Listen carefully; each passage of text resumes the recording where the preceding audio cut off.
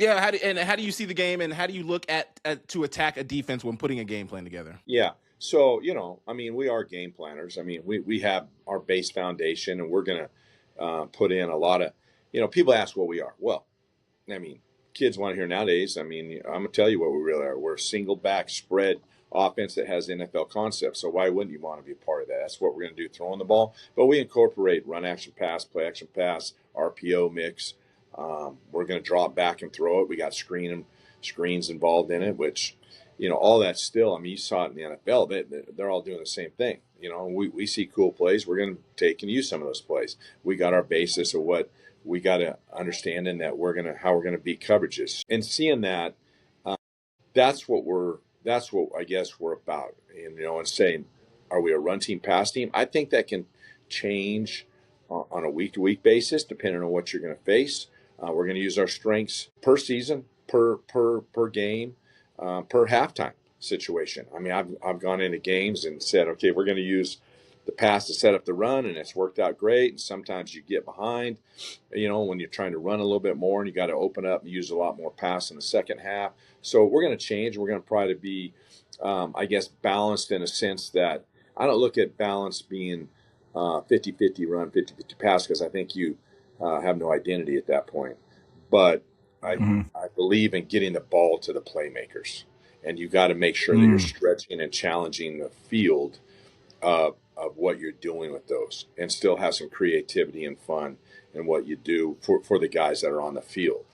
And so that's what we look at, where our matchups are, how we're going to have to create those situations. But more importantly, creating those are really done to me in a formation-based situation, and what you can use more of within a game. I mean, we've gone into a game and said we're going to be in 13 more, and we're going to run it and see, if those guys can hold up and not try to give them a beat. If you look at a game plan and watch us, we start the game off a lot of flexibility and a lot of variables in what you got to defend. And we're at that time we're trying to find, what we saw in film is true, make them try to make sure they're seeing something new and the adjustments that they have to make.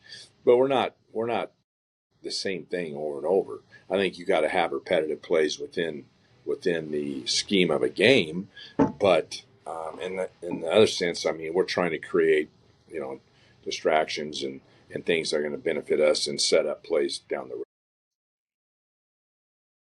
Absolutely. Thank you for the masterclass and giving us a perspective of an OC, because sometimes that stuff is missed when people are just watching a game. So you've been known to have a very deep bag of trick plays. I've probably texted you a couple times about a beautiful trick play that you threw in. Can you take us through your mind as to when you decide to install a certain trick play for the week, and when do you know it's the right time to call that trick play during the game? I'm not going to get too deep into that, but yes, say, without getting too much schematically away. Right. A bag of tricks, I'd say you're right, and sometimes you're right. It's just like it's like that show Survivor. You just reach in and see if you grab the right rock sometimes, so, and see what trick you want to do. But I think you can use reverses, or how people are aggressive to it, how much they flow, how much they jump in immediate plays. But more importantly, it's kind of like what sets up some things. I mean, Mike Wortham sets up a lot of things because he's, people need to go. I mean, when he has the ball, they need to go get him. So how aggressive to do, it's more about messing with guys' eyes is what it is. So I think we always just, we try to figure out what's going to be best. And maybe, for example, we saw something in the Idaho State game where they came out of coverage real fast on an initial throw. So we said, we hadn't seen a play work against them, but we knew that we could set it up. It's probably going to be okay. And I've always told the guys all the time is no matter if it works or not, as long as it's not a negative. So someone like Mike's smart because he knows how to get rid of the ball or turn it into a 5-yard play and just move on from what we initially wanted to do. So you can still make it a positive anyway. But if it works, it's good.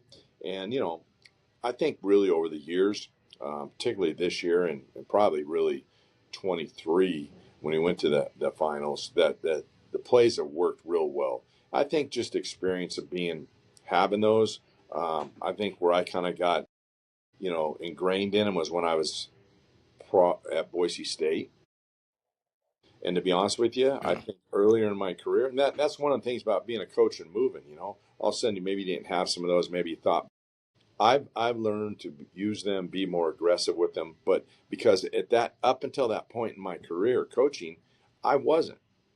And if I hadn't made that stop and been around those people, how we did it there, and that was part of who we were, then I don't know if I'd be, quite as aggressive or maybe like them as much.